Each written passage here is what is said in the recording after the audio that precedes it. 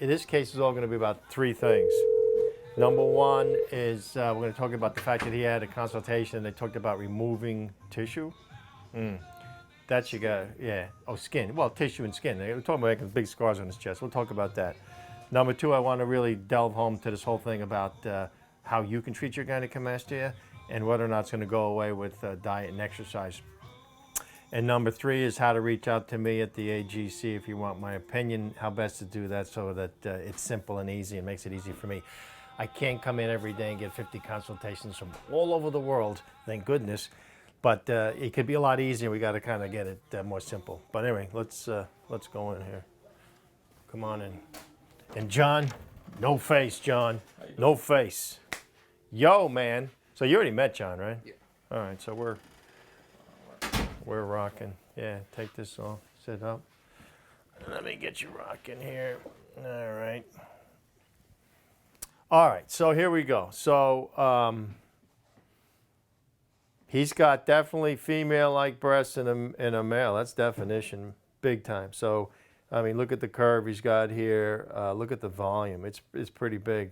I mean, this is just, he knows that. This is just ridiculous, actually. Okay, so the moral of the story is that he was going to go, how many people did you see, one or two? I saw 3. You saw 3, holy moly. But not all 3 of them said you had to have tissue removal or No, skin, just one, right? Just one, yeah, just one. Okay, so the thing that this video is all going to be about is to talk about who gets skin removal and who doesn't. So what I mean by skin removal is tissue removal is just stuff on the inside. Skin removal is where you actually cut on the outside. Now, if someone looks at him and examines him and says that this skin needs to be removed, sorry, it does not need to be removed, and this will actually go back pretty darn nicely. So that would have resulted in a man of color, nonetheless, having scars coming across his whole chest like this and having this nipple move someplace else. So he would have had this big black scar. What I'm trying to say is he doesn't need that. We're going to get him to the pool. We're going to get him to the beach. We're going to get him wearing tight shirts. We're going to get him doing all the things he doesn't do without that stuff. And that's really what it boils down to. So it's not necessary. He's got good turgid to his skin. It's just no doubt. I could tell you, just visually seeing this a mile away, he doesn't need to have skin removal. So skin removal is relegated to a different class of patients, and we'll talk about that in surgery. So suffice it to say that this is going to be a huge day when he thought bad things were going to happen, and we don't need to go there. So that's a good deal, man. Get him marked up? Yeah, let me mark him up. So he's actually fantastic if you think about it. He's the definition of zone 1. Here it is, right here. It's all zone 1, uno. He doesn't have anything anywhere else. Maybe a little bit here and there, but nothing major. This is all up front. And so we're going to get rid of all this and flatten this out. And you can actually see a huge difference just on the table alone. So that's the deal. We'll pick them up. We'll go in the back, and we'll start doing our thing. 3, 2. Yeah, 3, 2, 1, John says. 3, 2, 1. Okay, so we had left this patient in the holding area, and we were talking a little bit about he had seen someone who, he had seen several people, 3 people, and one of them had recommended he have skin removal. And so I thought that he'd be a good person to elaborate on the issue of skin removal and who's a candidate and who's not. Clearly, in my estimation, he's not a candidate for skin removal, even though he's a big case. I mean, he's got a lot of gyno, for sure. Big breasts. But I could tell his skin's going to go back very nicely. And we're going to limit the skin removal to people who have big weight loss, or, you know, someone loses 150 pounds, or someone who's just got really terrible skin. What I'm doing right now is we've already infiltrated his chest with fluid, which helps us to contour this gynecomastia tissue with the Vaser.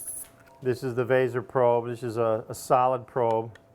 And this probe is essentially inserted into the tissue area here, and it dissolves the fat. Think of it that way. It kind of melts the fat. It uses sound waves, which sound really kind of cool.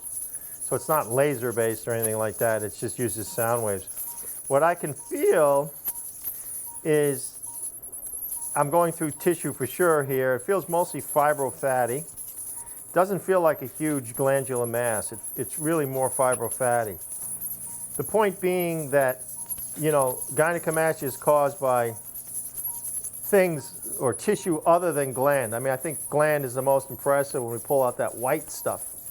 Although there's always a little bit of gland in all patients, it's very common in patients who have used hormones or pro-hormones or something like that. He didn't use that, did he? This patient, no, he didn't use hormones. He hasn't tried any potions or anything to get rid of it. He didn't? No. Yeah, this guy had this since puberty, basically. But he does medical trials for a living, so he takes all kinds. He does? Yeah. Oh, you mean he does that to make money? Are you Yeah. serious? Yeah. Wow, that's interesting. Well, he takes all sorts of stuff, but he didn't take anything purportedly for his gynecomastia. Also, I thought it was interesting to note how he found out about what this was. Oh yeah, you did tell me. So he, what was it, part of the Spiridol lawsuit? So there's a drug that's been used for depression and psychoses, actually. And there was a big lawsuit. I think it was recently settled, or at least partially settled, by the manufacturer for, I don't know, X amount of dollars. Really nothing when you think about it. But try to tie in a drug to the development of gynecomastia, which is possible. I mean, one of the causes of gynecomastia is side effects of drugs, you know. So it's possible that this drug that we're referring to could be added to a list of other drugs, but it has to be studied, obviously. And there are more common drugs. It's a side effect for cardiovascular drugs and hormones and a few other things. But it's not common. Most of the people I see in my office are just run-of-the-mill, have puberty-induced gynecomastia. It's really not a side effect. That's what he has, too. Yeah, his is puberty. He had this for a long time. He said he had accepted it and he was just going to live with it. And he was watching TV one day, and like that's how he was educated that it was an actual thing. And there was, and Yeah. from there he started Googling that, and then that's how he found your videos and stuff. Like he wouldn't have even known what it was called if that Right. still hadn't rolled. Which I mean, think is crazy. Yeah, well, I mean, a lot of people don't know, and so it's not something that people like to talk about. But female, if you could imagine if Oprah got up there and talked about a female-like breast in the male, it would be like, whoa, what are you talking about? Well, it's common actually, millions, tens of millions, So a lot of men have it, and they just do a good job of hiding it. No different than what women will sometimes hide, maybe having small breasts for that matter, and they, wear push-up bras and all this other kind of stuff. These guys, they wear, oversized 3XL shirts and use shirts with patterns and all that kind of stuff. Are there any questions on that? Oh, actually, we don't have it. So. No, well, next we need to talk about the weight loss on this. Oh, on this video, yeah. Okay, so for educational purposes, it's obvious that, why spend money to have a procedure? Why potentially engage in any risk whatsoever if you can control your own destiny and put in some effort and make your gynecomastia go away? And so that would mean diet and exercise are the two most common potential solutions that people think of. And they say, okay, well, I'm going to eat a better diet, eat less Mickey D's, or, eat more fruits and vegetables. I mean, obviously we have a diet problem in this country when the obesity rate is 40%, which is pretty darn high. And so everyone's going to say, okay, well, I eat poorly, and therefore if I eat better, this gynecomastia will go away. Unfortunately, it doesn't work that way. And, patients have instructed me for many, many, many years that diet and exercise doesn't do anything. So you eat certain foods and it just doesn't get better, or you lose a bunch of weight and it doesn't really change. The whole idea of exercise is like, okay, so I'm going to go to the gym and work out this area and then it's going to go away. So obviously the area involves the pectoral muscle here, which the big chest muscle, and it's just the benching muscle and all that stuff. And the fact of the matter is it doesn't go away with that either, and it often looks worse because what happens is you develop this muscle and it just makes this fat stick out more, or this glandular tissue stick out more. So that doesn't work. So diet doesn't work, exercise doesn't help, combination of the two doesn't help. Although it's good to diet and exercise, don't get me wrong, but it just doesn't help your gynecomastia. And so then the next thing obviously is the motions, the lotions, and the potions of the internet. Because if you look up cures for gynecomastia on the internet, and I never have actually, but what's out there, Mara? Do you know anything that's out there? Probably some cream. Well, you put a cream on this thing? Cream and it goes away, or I've always seen the cellophane where it's saran wrap. They try to saran wrap the body. Oh, those wraps. Oh, the wraps? You can sweat it away. And then you sweat it away. Hey, you know the wraps that I've seen guys use is duct tape. Duct tape, yeah. Yeah, well that's You can see the marks. yeah, that's hardly a wrap, but we've seen plenty of guys use duct tape, and so what the duct tape does is it just keeps the nipples from protruding. But you know, you probably not a good idea to duct tape. What now? So the duct tape tries to lay flatten it out, Like to lay a it sports down. bra. Yeah, it's a real good sports bra. But you know, of the 1,001 uses for duct tape, I don't think anybody would have thought gynecomastia is one of them, but I guess it is. You want puffy nipples to go away, just put some duct tape on there. But then what you get is the tape marks. Yeah, you do get tape marks. So you still aren't able to wear. Not to mention of what do you do to cover that up? I guess you got to wear a big baggy T-shirt, but boy, hopefully you don't have to do shirts and skins and take that off and show that. But anyway, and then there's pills. There's actually pills that they sell on the internet that will show you these. Oh, I had gynecomastia and then it went away. I don't know of a single person, not one, in all my years doing gynecomastia procedures that told me their gynecomastia went away with diet, exercise, or some potion, lotion, motion thing from the internet. The sad reality, it's not a sad reality, actually it's a good reality, is the treatment for gynecomastia is a surgical procedure. And this man here doesn't feel anything right now. He's asleep. He's taking a siesta. It's hot right now in Texas, and he's actually taking a siesta. And what's nice is he doesn't feel a darn thing. And I can do this perfectly well without interruption or interference because he doesn't feel it. And he just wakes up when we're done, and it's like, okay, did you start? Yeah, now yeah, we're done. Yeah, no, we're not only done, we're finished. We're done. Yeah, we're done. It's done. It's done. It's gone. We get to move on, big time. Well, and you as the patient would rather have that too, because then you know. Yeah. Okay, so I'm getting around this thing pretty good. Now I'm actually getting to a point where I can pick it up a little bit. I'm separating this mass from the surrounding tissue because the last thing we're going to do for treatment is to pull out this glandular material and this fibrofatty stuff. And what we're going to do is, for brevity, we're just going to show it on one side so you don't have to be bored with waiting. We're going to finish. While you're doing that, while you're finishing that up before we get to the show, we were going to talk about the best practice for your virtual consultation. Oh, yeah. Yeah, one of the things that it will be helpful for everybody, you and I, is I'm very lucky to get, these consultations and inquiries from all over the planet. I mean, golly, this morning it was Scandinavian countries and Italy and Pakistan, and I had China. So I got these people from all over the world, and it's really kind of cool. But I think that it's getting harder and harder for me to try to personally address all these unless you kind of make it easier for me. So the virtual consultation basically means it's a consultation that I get to see what's going on, and I'll give you my opinion. And so what you do is you go to my website and you look at the form, you tell me some stuff, and then you download some pictures or you attach some pictures and files or whatever. You attach them to the website, and then I get everything. I get your story, what's going on, your health, and basic, you know, idea of you, and then I get some pictures, and I can easily give you an idea of what I think and how best to approach your situation.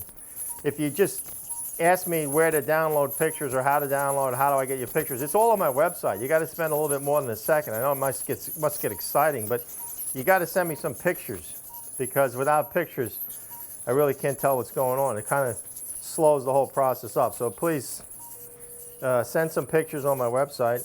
On the flip side, they got to send their story too.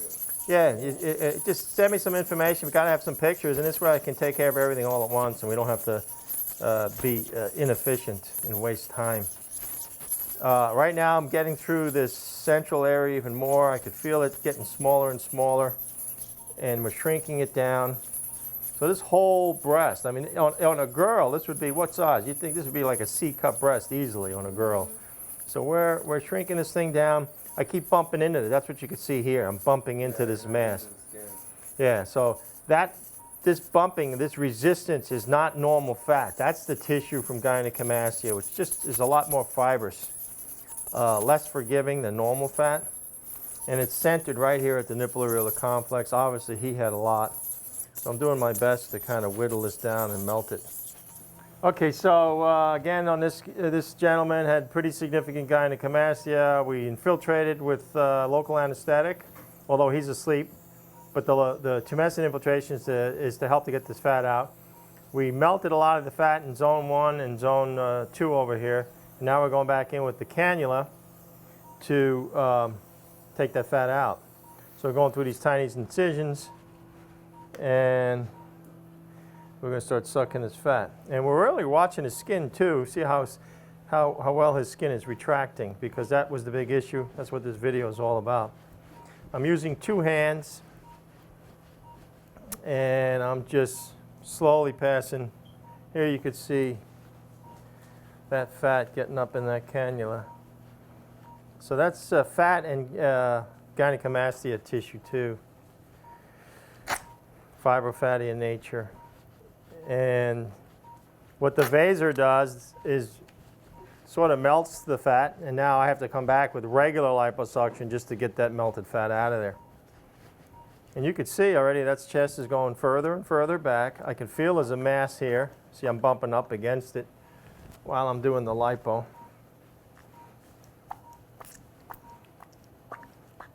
But it takes a little while because you got to work through these little nooks and crannies, get all this out of here. We'll probably get a few hundred cc's of fat out of here. This is what I have left, all right? And so we're going to work on this. It's still pretty fibrous.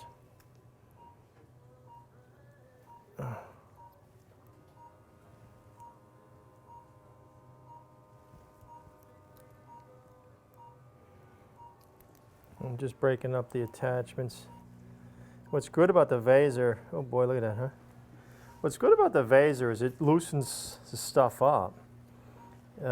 In the old days, I had to get in here with my instruments and do some like real surgery kind of stuff. And I think this Vaser really loosens up the attachments of this tissue. See, this is tissue. This is not fat. This white stuff here is the meat. And there's some surrounding fat too. And it all comes from the nipple. So I'm getting this all out of here. Because if I leave this here, he's still going to have puffy nipples. So getting this out.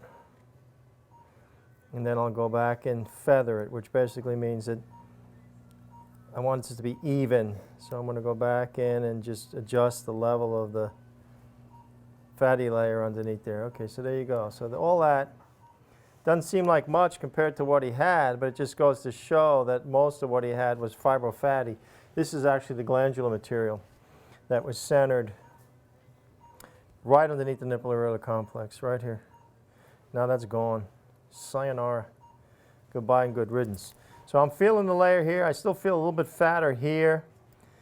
So in other words, I feel a little bit fatter here. So now I'm going to go back with my lipo and feather this. Feather means just make it smooth so there's no sort of step-offs or contour differences. I want the contour to be all the same. So let me put this up here. It's a little lubrication I use on the incision. And this is called finishing touches. So this is a little fine tuning. So I'm gonna get in here and I want to make sure that everything is the way I want it to be, nice and even. Make this result what I call boring, you know, nice and predictable, even.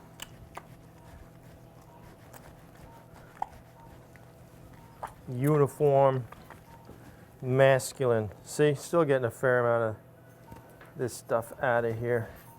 Getting this fat up. There's a wad right here. I'm going to get that in there. Yeah, that's nice. That went in there. And again, I'm using this hand to just tell me what's going on, and I'm using this other hand to drive the motor that's moving this cannula where it needs to go to let the suction use its power to pick up some of that fat and get it nice and even.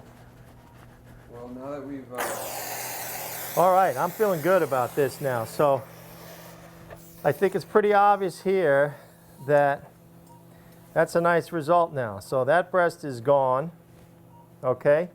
No longer does he have this huge breast that he had on the other side. The incision is tiny, as you can well see. Tiny one under his arm, and he's been cured. I mean, John, I don't know if you can come from a different angle to really appreciate the difference, but this is done. See, I had a little. Sometimes these little things sneak up. You got to take out a little bit more.